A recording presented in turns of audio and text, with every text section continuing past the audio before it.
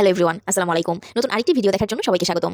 তো শীতের দিনে আমরা সবাই ভাপা পিঠা খেতে কিন্তু খুব পছন্দ করি। তো ঘরে বসেই খুব কম সময়ে যদি ভাপা পিঠা বানিয়ে ফেলা যায় তাহলে তো খুব ভালো হয়, তাই না? চলুন আপনাদের সাথে শেয়ার করি।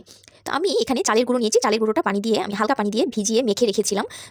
এইরকমভাবে মানে এইরকম যখন মোট পাকালে শক্ত হয়ে থাকবে এবং চাপ দিলে ভেঙে যাবে, ঠিক এইরকমভাবে পানি দিয়ে আমি চালের গুঁড়োটা ভিজিয়ে রেখেছিলাম আধা ঘন্টার মতো। শুকনো চালের গুঁড়ো হলে একটু বেশি সময় ভিজিয়ে রাখতে হবে, ভেজা চালের গুঁড়ো হলে একটু কম সময় ভিজিয়ে রাখতে হবে।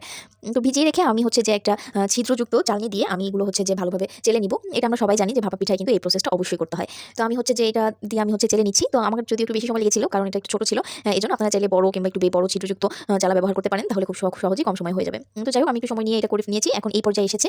তো এখন হচ্ছে যে আমি চলে যাচ্ছি পিঠা বানানোতে। তো দেখতে পাচ্ছেন আমি একটা মাটির ঢাকনা কিনেছি এক্সট্রা, শুধুমাত্র মাটির ঢাকনাটাই আমি কিনেছিলাম একটা ফেরিওয়ালার কাছ থেকে। তো আমি হচ্ছে যে আমার একটা নরমাল পাতিল, পানি গরম করার পাতিল, ওটার সাথে আমি হচ্ছে এই ছিদ্রযুক্ত এই মাটির ঢাকনাটাকে কিন্তু ফিক্স করে নিয়েছি, ময়দা দিয়ে অ্যাটাচ করে নিয়েছি যাতে চারপাশ দিয়ে কোনো বাতাস বের হতে না পারে, ভাবটা যাতে বের হয়ে না যেতে পারে।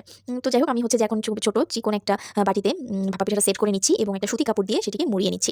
অবশ্যই এখানে কাপড়টা সুতি হতে হবে। সুতি কাপড় না হয়ে যদি সুতি ছাড়া যদি কাপড়টা সিনথেটিক টাইপের বা অন্য কোনো সিল্ক টাইপের হয় তাহলে কিন্তু পিঠাটা ভিতরে কাঁচা থেকে যাবে। এজন্য অবশ্যই এটাকে শিওর করতে হবে যে কাপড়টা অবশ্যই সুতি কিনা। তো আমি হচ্ছে যে সুতি কাপড় দিয়ে পেঁচিয়ে দেখেছেন আপনারা আমি কিভাবে দিয়েছি। তো দেওয়ার পরে খুব বেশি সময় কিন্তু লাগে না, একদম 4 থেকে 5 মিনিটের মধ্যেই পিঠাটা হয়ে যাবে। তো দেখতেই পাচ্ছেন পিঠাটা কিন্তু খুবই ভালো হয়েছে। নেক্সট আমি আরেকটা পিঠাতে চলে গেলাম। তো হচ্ছে যে আমি এখানে খেজুরের যে গুড় সেটা দিয়ে করেছি এবং নারকেল কোরানো আলাদা আলাদা করে আমি দিয়েছি।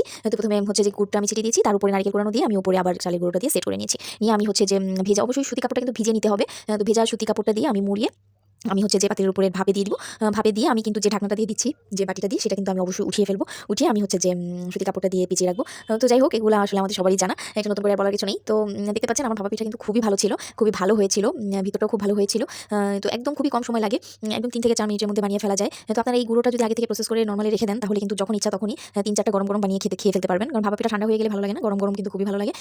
তো যখন ইচ্ছা তখনই গরম গরম বানিয়ে ফেলতে পারবেন যদি চালের গুঁড়িটা ওভাবে ছেঁকে চেলে নরমালি আপনারা সংরক্ষণ করে রাখতে পারেন। তো এই ছিল আমার হচ্ছে যে ভাপা পিঠা। তো খুবই খেতে ভালো হয়েছিল। দেখতেই পাচ্ছেন ভিতরটা কিন্তু একদমই সফট এবং খুবই সুন্দর হয়েছিল, কোনো কাঁচা থাকার কোনো সম্ভাবনাই ছিল না। তো আমরা হচ্ছে বাসায় চাইলেই খুব কম সময়ে কিন্তু ভাপা পিঠা বানিয়ে খেতে পারি। তো ভিডিওটি সম্পূর্ণ দেখার জন্য সবাইকে অনেক ধন্যবাদ। আসসালামু আলাইকুম, আল্লাহ হাফেজ।